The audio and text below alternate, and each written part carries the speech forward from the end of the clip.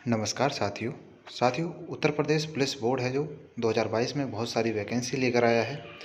तो उत्तर प्रदेश पुलिस में ही कई विभाग हैं जिनकी जो वैकेंसी निकली हुई हैं, तो मैं आप तक इस वीडियो के माध्यम से वो जानकारी पहुंचा रहा हूं।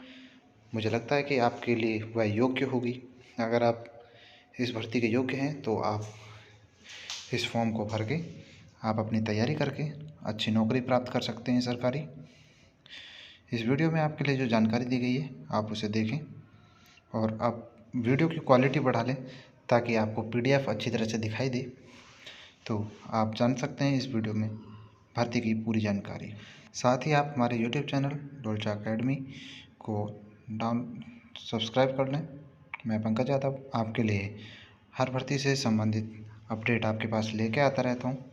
तो जुड़े रहने के लिए आप हमारे यूट्यूब चैनल को सब्सक्राइब करें और देखें ये वीडियो और आपको पूरी जानकारी मिलेगी इसमें। और साथियों, ये है UP police radio cadre assistant यानी कि सहायक ऑपरेटर का ये फॉर्म है। इसकी जो डेट स्टार्ट हो चुकी है 20 जनवरी से स्टार्ट हो चुकी है। इसका भी सेम कैटेगरी और सेम फीस एप्लीकेशन फ़ीस रहने वाली है। इसी के साथ इसमें बताऊँ आपको कि इसमें आपको उम्र की छूट मिलने वाली है। इसमें 18 साल से आप अगर आपकी एज है तो आप इसे आराम से भर सकते हैं। इसी के साथ आपकी जो योग्यता है वह 12वीं क्लास की होनी चाहिए। और आपको जो इसमें वैकेंसी देखने को मिलेंगी 1374 वैकेंसी, जो एक बड़ी वैकेंसी है। लेकिन इसमें इसके साथ ही एक क्राइटेरिया रखा गया है कि आपको जो 10+2 है आपको उसमें फ़िज़िक्स या मैथमेटिक्स का होना कंपलसरी है। तो जो हमारे साथी मैथमेटिक्स और फिज़िक्स हैं 10+2 में, वे इसे बड़ी अच्छी तरह से भर सकते हैं। यानी कि आपकी अगर योग्यता है तो आप बहुत अच्छी तरह से इसकी तैयारी करके आसानी से नौकरी पा सकते हैं इसमें। साथियों, उत्तर प्रदेश सरकार द्वारा जो नोटिस जारी किया गया है, उत्तर प्रदेश पुलिस भर्ती एवं प्रोन्नति बोर्ड के द्वारा ये जारी किया गया है। तो मैं इसमें आपको बताऊं कि उत्तर प्रदेश पुलिस रेडियो संवर्ण में प्रधान परिचालक और प्रधान परिचालक यांत्रिक के पदों पर ये भर्ती है, जिसका नोटिस 6 जनवरी 2022 को आ चुका था।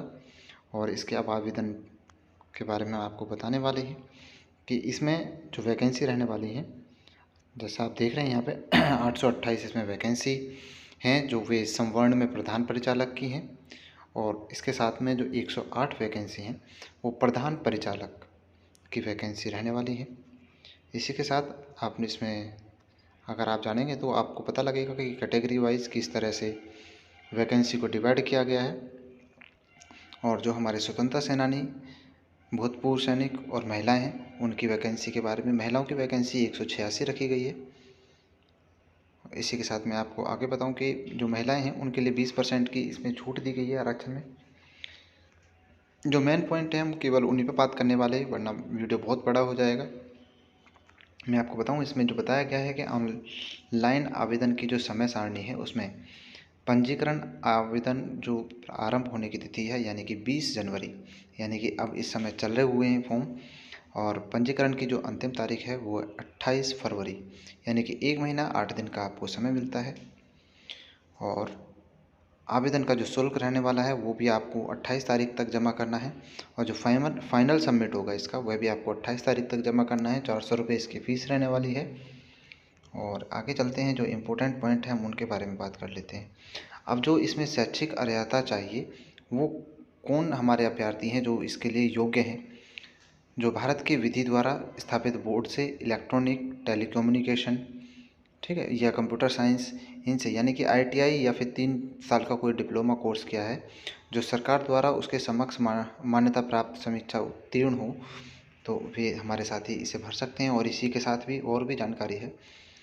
आवेदन की जो अंतिम तिथि है वो आप जान चुके हैं। इसी के साथ में इसमें और दिया गया है कि इसमें अगर आपके पास डियोक का यानी कि नाइल्ट का अगर आपके पास O लेवल है तो आपको वरीयता दी जाएगी। ये ज़रूरी नहीं है, लेकिन आपको वरीयता देने के लिए ये बहुत ज़रूरी है। अगर 2 साथी एक साथ आते हैं जिनके एक जैसे नंबर हैं तो आपको चुना जाएगा। इसी के साथ में अगर आपने किसी फोर्स में 2 साल तक सेवा दी है तो आपको मान्यता पहले दी जाएगी, योग्यता। इसी के साथ में अगर आपने NCC में B प्रमाण पत्र प्राप्त किया है तो आपको वरीयता दी जाएगी। इसी के साथ में मैं आपको बता दूं कि जो इसमें आयु ली गई है, आयु किस तरह से बांटी गई है। इसमें 1/7/2022 के बारे में बात की गई है, यानी कि आपकी जो आयु की गणना होगी 1/7/2022 से होने वाली है, यानी कि आपको 2022 से लिया जा रहा है, यानी कि 20 वर्ष की आयु इतनी होनी चाहिए। और इसी के साथ में जो अधिकतम वर्ष है, आयु है, वह 28 वर्ष है और सन 2002 के बाद का जन्म नहीं होना चाहिए। इसी के साथ मैं आपको बताऊं कि इसमें जैसे आरक्षण में जो छूट होती है वो छूट आपको मिलने वाली है। इसी के साथ और जानकारी मैं आपको दे दूं, अगर आप वैवाहिक हैं यानी कि आपकी शादी हो चुकी है तो आपको उस फॉर्म में दिखाना होगा। और इसी के साथ में जो भर्ती की जो प्रक्रिया है वह ऑनलाइन रहने वाली है, और ऑनलाइन होने के साथ साथ ही इसमें जो सामान्य हिंदी है वह 100 अंक की आने वाली है, और जो विज्ञान और सामान्य ज्ञान है वह भी 100 अंक का रहने वाला है। और संख्यात्मक और मानसिक योग्यता यानी कि जीएस और रीजनिंग है वो भी 100 अंक की रहने वाली है। 2.5 घंटे का क्वेश्चन पेपर होगा, जैसे यानी कि 150 मिनट का, ठीक है। और इसके साथ में आपको बता दूं कि हर सब्जेक्ट में 50% नंबर प्राप्त करना बहुत ज़रूरी है। अगर आप 50% अंक नहीं प्राप्त करते हैं तो आपको अयोग्य घोषित कर दिया जाएगा हर सब्जेक्ट में, सब्जेक्ट वाइज है ये।